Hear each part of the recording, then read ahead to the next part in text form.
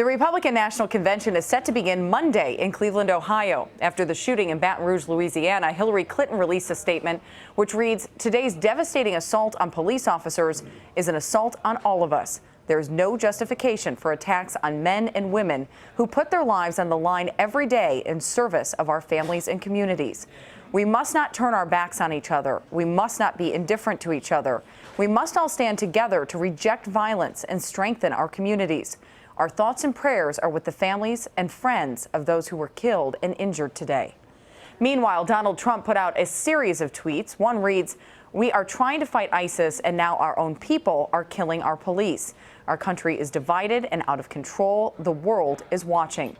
President Obama also spoke about the tragedy, calling for unity. Elaine Quijano has more from Cleveland.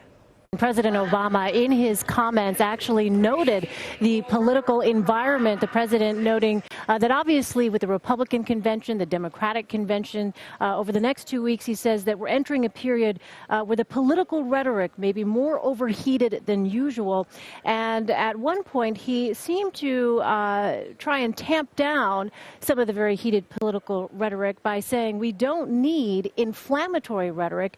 We need to temper our words and open our hearts. Joining me now to talk more about that is CBS News senior political editor Steve Chaggaris. Once again, Steve, what did you hear in the president's remarks there? Definitely, obviously, calling for unity at this time. I have to say, it was pretty stunning that he turned this event in Baton Rouge about halfway through his remarks and basically spoke to Donald Trump. He wasn't talking to Hillary Clinton here. Right. He was speaking directly to Donald Trump, saying, suggesting that, first of all, that this shooter is not going to be the last to try to make us turn on each other, saying that we need to make sure our best selves are reflected, and then went on to say everyone needs to focus on words and actions that can unite and not divide. We got to stop with the rhetoric and careless accusations. That was directed to Donald Trump, who is about to kick off his convention tomorrow. It's again, I said stunning. It's sort of really interesting to me that the president turned to politics at this moment and is basically suggesting that people like Donald Trump are part of the problem here. That is not going to necessarily go over well with Donald Trump. As we've seen him in reaction to the president and Hillary Clinton when they say these things, he tends to lash back at those kinds of accusations. And so what's going to be really interesting in terms of voters moving forward, is this idea of unity their answer, or do they agree with that idea as the answer to the country's problems, or are they going to want a stronger hand, somebody who talks tough, law and order, in stark terms to try to deal with these problems? That we don't know yet. We do know that on a unity question, Hillary Clinton does better, but is that the solution that Americans want? And if it is, then that's going to likely help Hillary Clinton, and if it isn't, then this could help Donald Trump.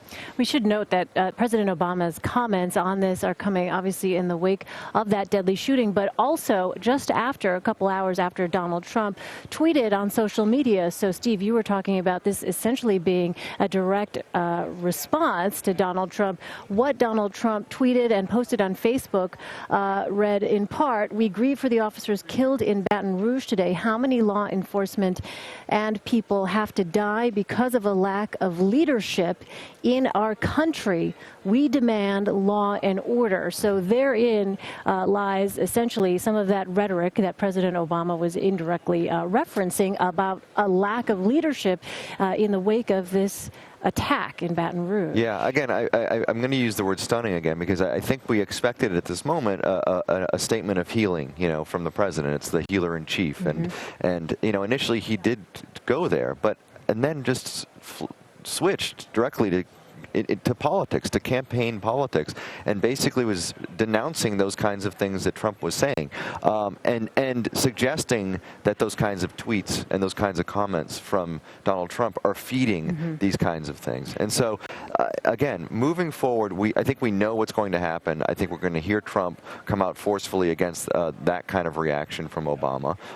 But where do the Americans fall on this? And as this ping pong goes back and forth, this volley goes back and forth, I'm going to be fascinated to see as we start asking voters questions about this.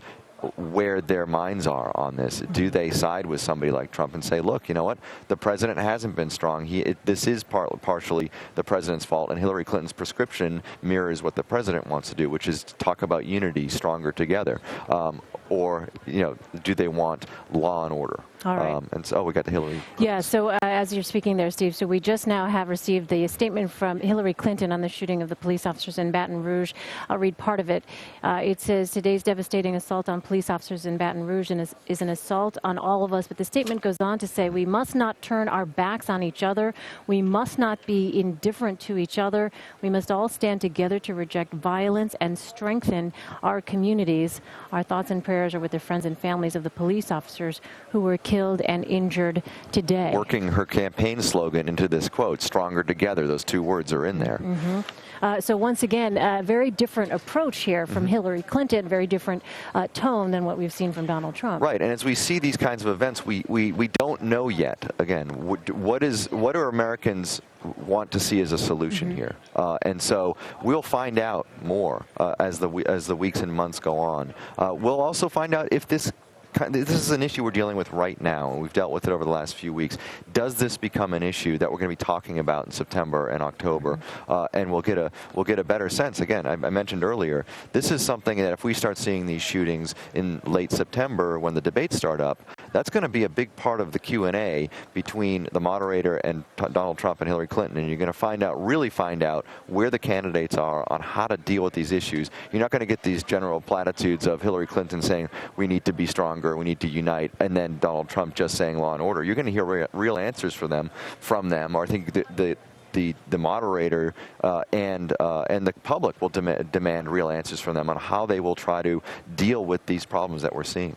How do you think, for Republicans who may still not be 100% behind Donald Trump, I'm talking about people who are not elected officials, but Republicans who were not necessarily the first to get behind Donald Trump's candidacy and maybe looking obviously very closely to see how it is that he conducts himself here in Cleveland, what kind of tone he's going to set now in the wake of additional violence against law enforcement officers, what his tone will be, what his rhetoric will be. Where does this leave those kind of Republicans? Well, he has an opportunity, Trump does, to speak to those people and to speak to Americans. And I think, I'd be surprised if he doesn't address this in his acceptance speech of the nomination on Thursday night, mainly because I think he needs to tell Republicans and to tell voters where he stands on dealing with these kinds of issues. And it's going to be, again, I think, a very general sort of idea, law and order.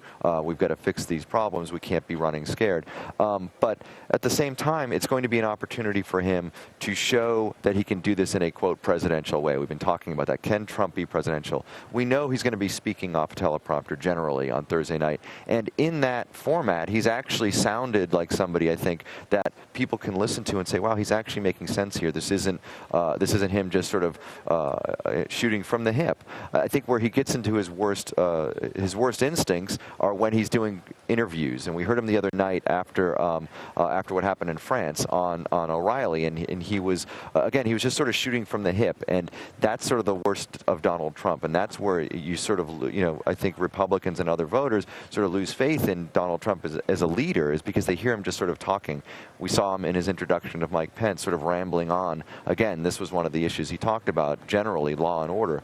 Not making a heck of an argument, but just sort of rambling on about it. And yet his supporters would argue that's the very thing that they enjoy about him so much, because they believe that he is more genuine than anyone who has been a member of the political establishment. Right, but this is a bigger issue, I think. This is a broader issue that is playing into people's fears, that doesn't have a real solution, right? He can talk about the economy and ramble on about jobs and trade, and I think, again, people listen to that and react to that positively, and that's why we've seen him do so well in the primaries and win the nomination.